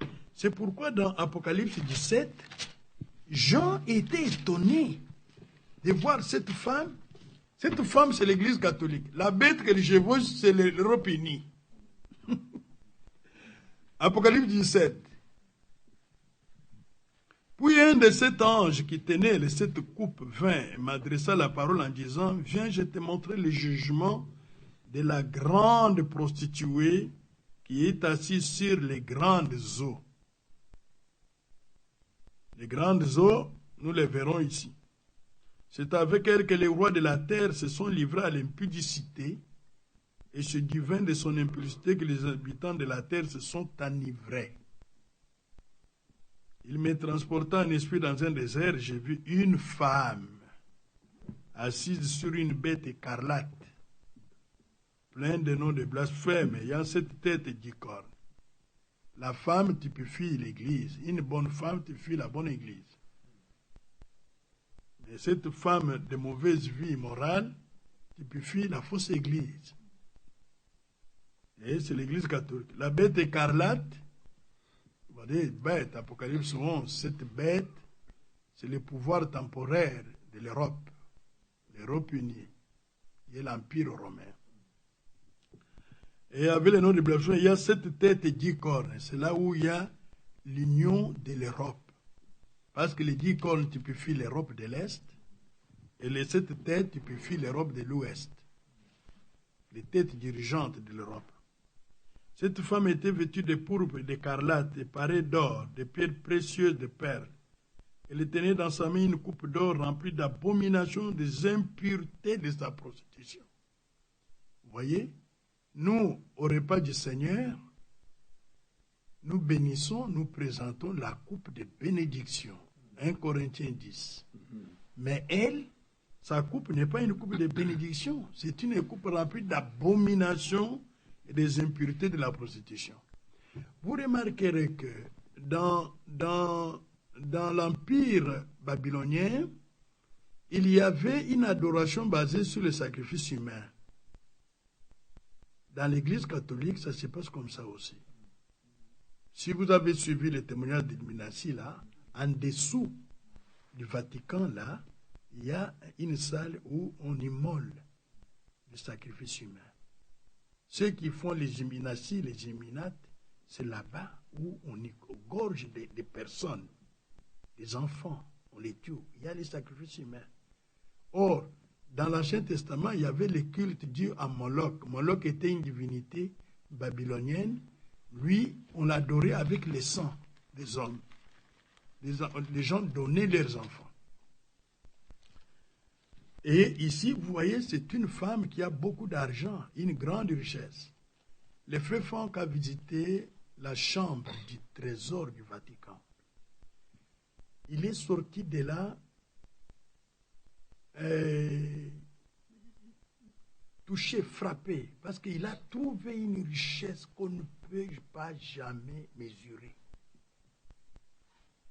Les richesses qu'il a trouvées, la quantité d'or, la quantité de diamants, la quantité de ceci, à Rome.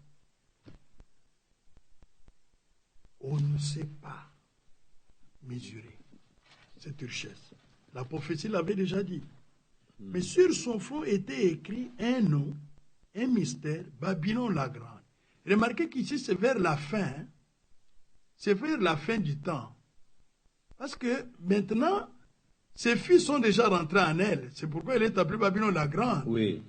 On est à l'achèvement ici.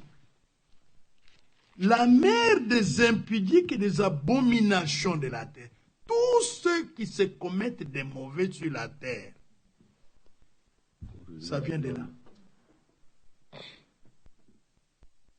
L'évêque que le pape actuel a nommé comme directeur de la Banque du Vatican, c'est une grande banque avec de grandes richesses. C'est un homosexuel, l'évêque. Vous voyez que quand il a fait le voyage vers son pays, le Brésil, au retour dans l'avion, il va tenir un point de presse pour montrer son soutien aux homosexuels. Vous comprenez ça? Ça vient de là. Ça vient de là. La pédophilie vient de là. Même l'autre pape qui est parti là, son frère était pédophile en Allemagne. Vous voyez? Verset 6, et j'ai vu cette femme ivre du sang des saints et du sang des témoins de Jésus.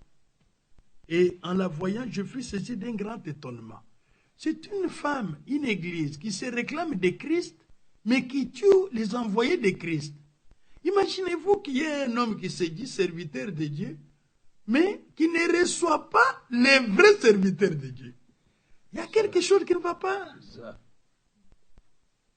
Il est un imposteur, il est en train de tromper, il n'est pas de Christ, parce qu'il ne travaille pas pour l'intérêt de Christ. Parce que tel que nous sommes ici, nous avons le pasteur Jean-Claude, le pasteur Félix et moi. Chacun de nous a eu une portion de Christ.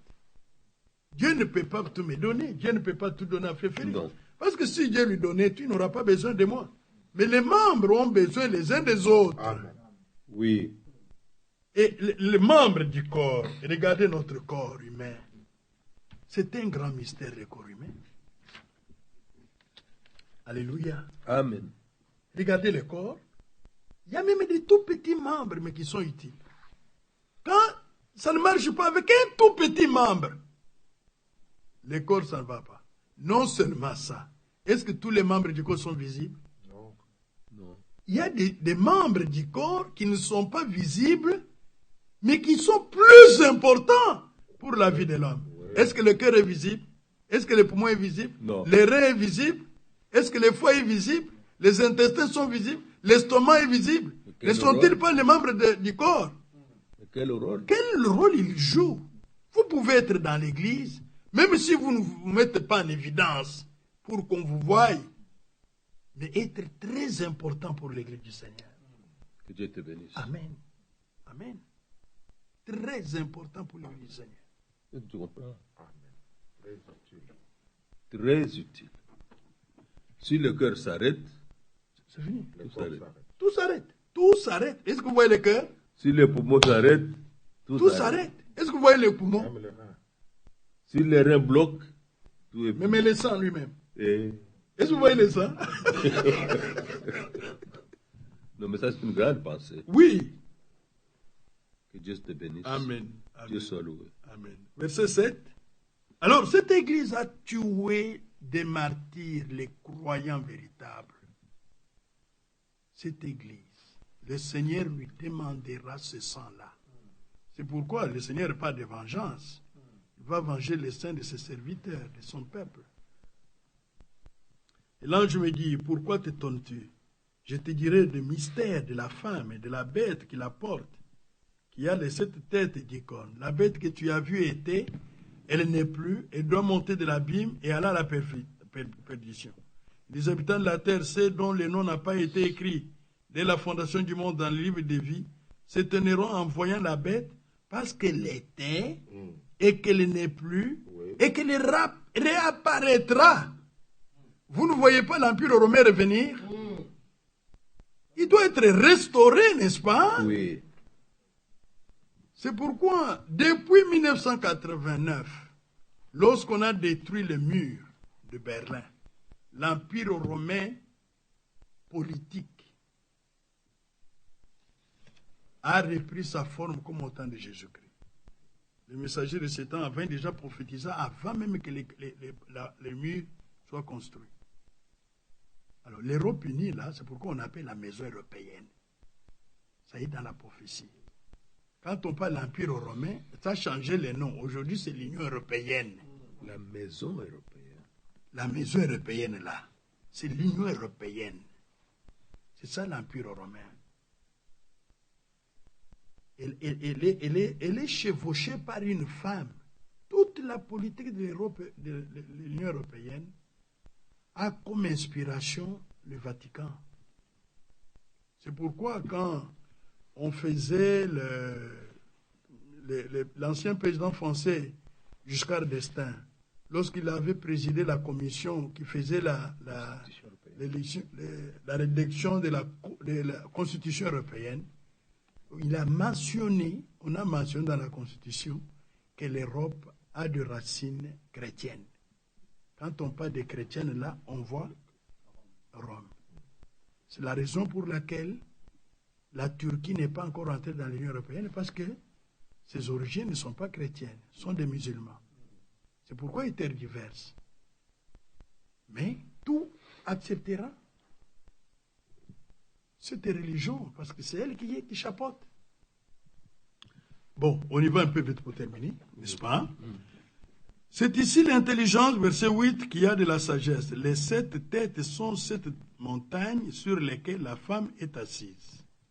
Là, on l'a dévoilé. Il y a 2 villes au monde qui sont construites sur cette montagne. Titinati ici, aux États-Unis, et Rome. Or, s'il est question d'une institution religieuse qui a l'autorité sur le roi de la terre, à Titinati ici, vous ne trouverez pas cette institution religieuse. Rome, c'est un État. C'est Rome. Il s'agit du Vatican. Et Vatican, c'est un État. Et vous savez que quand il y a les réunions de G8, Vatican est représenté, mais on ne parle pas de lui.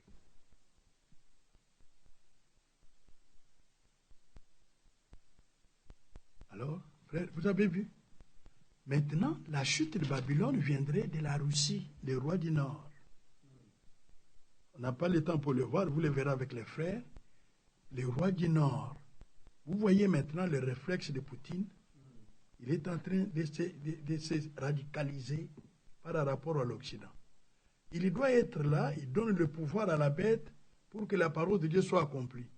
Mais Dieu va utiliser la Russie avec d'autres pays de l'extrême septentrion du Nord pour amener le jugement sur l'Église catholique avant que ce jugement ne puisse, après que ce jugement ait touché votre nation ici.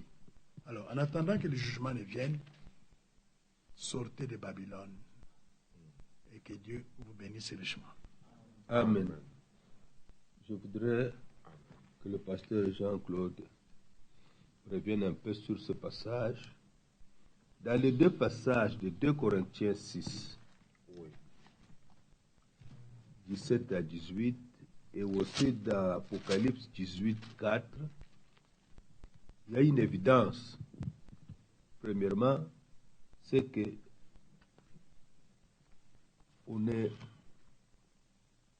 il est clair que c'est Dieu qui parle. Amen. Et ici et là-bas, ici dans Apocalypse 18 et dans 2 Corinthiens 6, il parle avec plus de précision, mon peuple. Amen. Amen.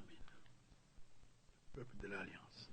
Nous savons que, comme le pasteur Moïse a souligné, l'histoire de l'appel à sortir la séparation vient de l'Ancien Testament parce que nous trouvons que l'origine de tout, c'est dans la Genèse. Et vous savez qu'au début, il y a eu d'abord une fausse adoration qui a commencé ici sur terre avec Nimrod, qui était un homme important dans l'histoire, qui était un vaillant guerrier. Avec lui, il y a eu la construction de cette grande tour de Babel, et que le monde, à l'époque, est tombé dans l'idolâtrie.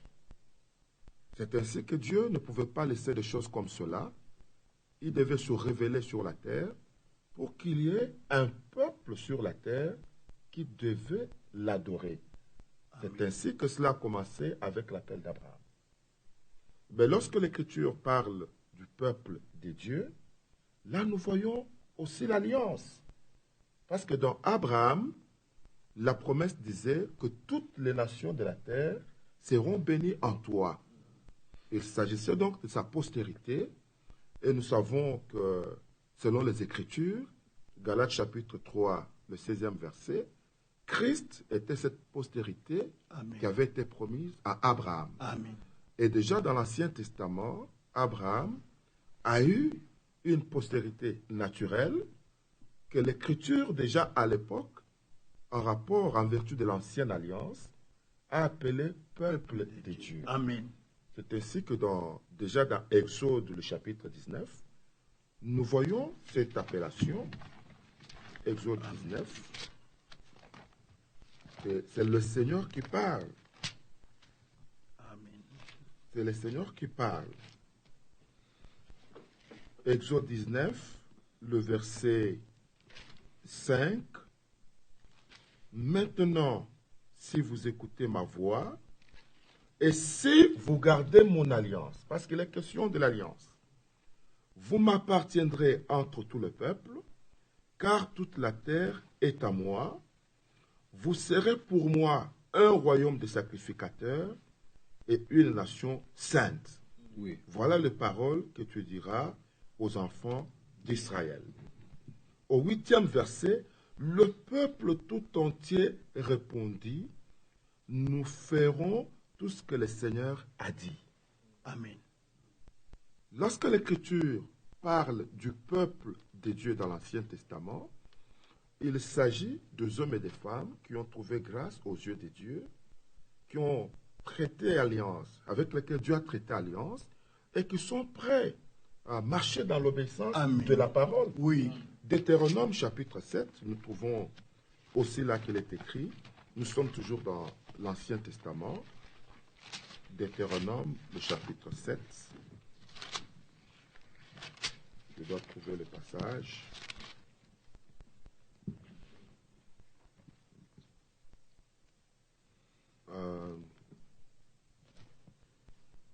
Pour gagner le temps, je prends directement depuis le 5e verset. Voici au contraire comment vous agirez à leur égard. Vous renverserez leurs autels, vous briserez leurs statues, vous abattrez leurs idoles, vous brûlerez au feu leurs images taillées, car tu es un peuple saint pour l'Éternel, ton Dieu. Amen. L'Éternel, ton Dieu, t'a choisi pour que tu fasses un peuple qui lui appartient entre le peuple qui sont sur la face de la terre. Nous voyons, déjà cela a été souligné, vous l'avez souligné vous-même, qu'il y a beaucoup d'appelés, il y a peu d'élus. Voilà ici, l'Écriture dit, tu es un peuple saint pour l'Éternel ton Dieu t'a choisi pour que tu lui appartiennes. Et dans le Nouveau Testament, c'est la même chose. Quand nous lisons dans 1 Pierre, parce que ce qui est dit dans l'Ancien Testament, c'était dans l'ombre, nous pouvons le trouver ici dans le Nouveau Testament, la première épître de Pierre, le chapitre 2. Là, l'Écriture est très claire et dit au 9e verset, vous, au contraire, vous êtes une race élue, un sacerdoce royal, une nation sainte, un peuple acquis, afin que vous annonciez les vertus de celui qui vous a appelé de ténèbres à son admirable lumière. Amen. Nous voyons là que cette notion de la lumière revient encore, parce que c'est ce peuple qui devait être éclairé. La lumière, comme l'Écriture le dit, est semée pour les justes. Ces cris, cet appel qui retentit en ce temps, ne sera entendu que par ceux qui ont été choisis d'avance par Dieu. C'est là aussi, c'est une grâce de Dieu. L'appel ne sera reçu, ne sera entendu que par ceux qui ont été choisis, élus de Dieu d'avance. C'est à eux que le Seigneur s'adresse, parce que Dieu dit, sortez du milieu d'eux, mon peuple. Oui. Le peuple qui a fait l'alliance avec le Seigneur. Amen. C'est de cela qu'il est question aujourd'hui. Dans l'Ancien Testament, Israël était peuple de Dieu mis à part, dans la nouvelle alliance, Dieu aussi a un peuple. Le peuple qui a été racheté, le peuple qui a reçu la parole de vérité et qui marche dans cette parole, qu'il est mis à part de tout ce qui n'honore pas Dieu, de tout ce qui ne vient pas de Dieu.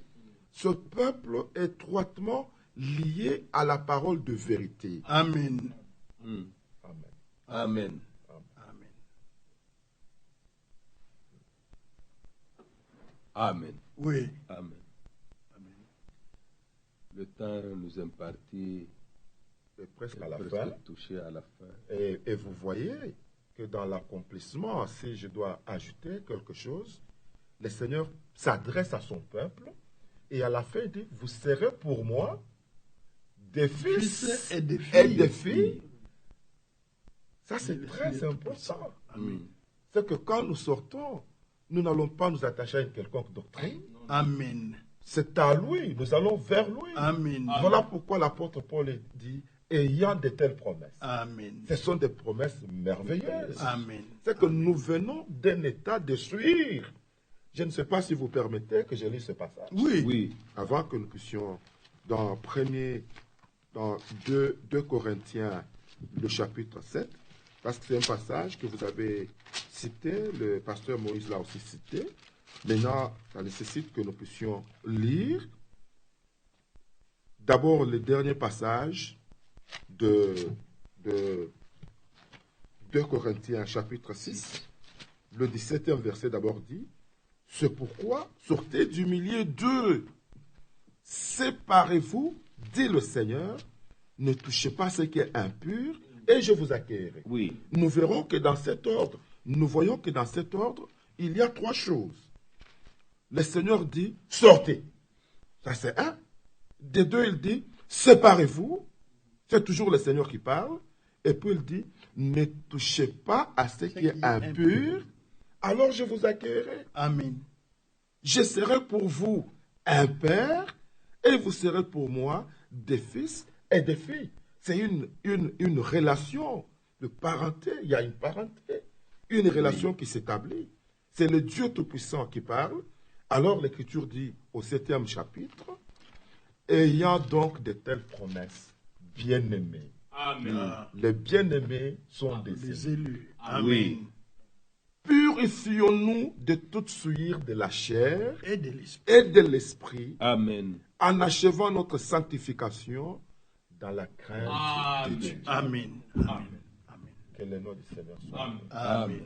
Amen. Amen. Amen. Merci beaucoup, homme de Dieu. Merci beaucoup pour toute la clarté donnée au peuple de Dieu dans cette tranche que nous avons pu avoir ensemble. Le mot de la fin. Le mot de la fin, Dieu est lumière. Il a séparé les ténèbres d'avec la lumière au commencement. Il continue à séparer toujours les ténèbres d'avec la lumière. Amen. Dieu ne nous liera jamais aux fausses doctrines, Pas aux fausses doctrines, pas aux interprétations pas aux particulières, interprétations pas aux particulières, explications d'hommes. pas aux explications d'hommes, pas au système religieux. Amen.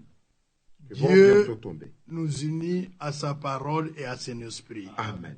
Amen.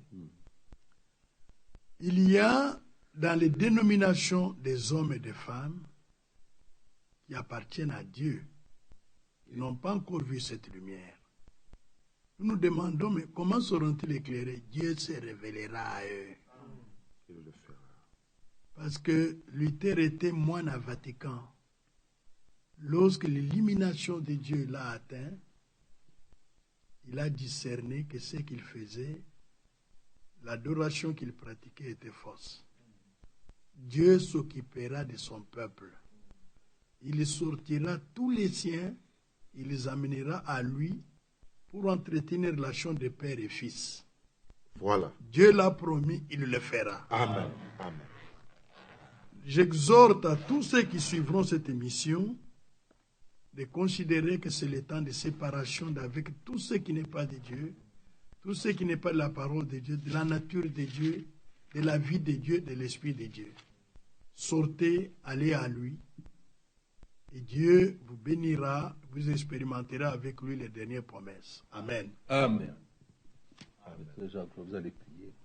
Oui, avant que je ne prie, je désire lire un passage de la Bible dans Jean chapitre 12. Jean chapitre 12, depuis le 46e verset. Je suis venu comme une lumière dans le monde, afin que quiconque croit à moi ne demeure pas dans les ténèbres. Amen. Si quelqu'un entend mes paroles et ne les garde point, ce n'est pas moi qui les juge. Car je suis venu non pour juger le monde, mais pour sauver le monde. Oui. Celui qui me rejette et qui ne reçoit pas mes paroles a son juge. La parole que j'ai annoncée, c'est elle qui le jugera au dernier jour. Amen. Car je n'ai point parlé de moi-même, mais le Père qui m'a envoyé m'a prescrit lui-même ce que je dois dire et annoncer, et je sais que son commandement est la vie éternelle. Oui. C'est pourquoi les choses que j'ai dites, je les dis comme le Père me les a dites. Amen. Dieu ne jugera pas le monde par une église, ne jugera pas le monde par une dénomination. Dieu jugera le monde par sa parole. Amen. Et l'unique façon d'échapper au jugement de Dieu, c'est de croire, de garder la parole. Amen. Parce que Jésus-Christ est venu pour nous éclairer. Amen. Nous Amen. devons prier. Dieu notre Père, nous te remercions de tout cœur pour tout ce moment que nous venons de passer autour de ta parole. Et cette lumière que tu nous as accordée pour que nous puissions connaître ta volonté dans la véritable adoration. Amen. Nous croyons que quand tu parles, tu ne parles pas en vain, parce que la parole qui sort de ta bouche ne te revient pas sans effet et doit accomplir tes desseins, exécuter ta volonté. Oui. Aussi nous prions pour quiconque écoutera cette parole, que tu le visites, Seigneur. Amen. Qu'il soit Amen. touché, qu'il puisse encore méditer sur sa vie, Oh Seigneur. pour faire un bon choix, voir si réellement il est dans ta volonté, Oui. il est dans la vérité, dans cette église qui est ta maison, qui est la colonne et l'appui de la vérité, Amen. ou il est dans un système d'hommes qui bientôt tombera. Nous croyons, Seigneur fidèle, que la délivrance, la pleine délivrance vient de toi. Oui. Amen. De la même manière que tu as sauvé le premier élu, tu sauveras le dernier, qui doit Oui. bientôt entrer pour que l'épouse puisse s'en aller dans la gloire. Amen. Bénis ton peuple partout dans le monde entier, Amen. même ceux qui sont éparpillés, qui sont encore dans les ténèbres. Nous savons, Seigneur, que tu vas les appeler bientôt, parce que l'appel retentit encore. Oui. Bénis tes serviteurs, notre frère Moïse, notre frère Félix, bénis son église, bénis tous les frères qui travaillent avec lui. Oui. Gloire, Oui. honneur, puissance te soit rendue.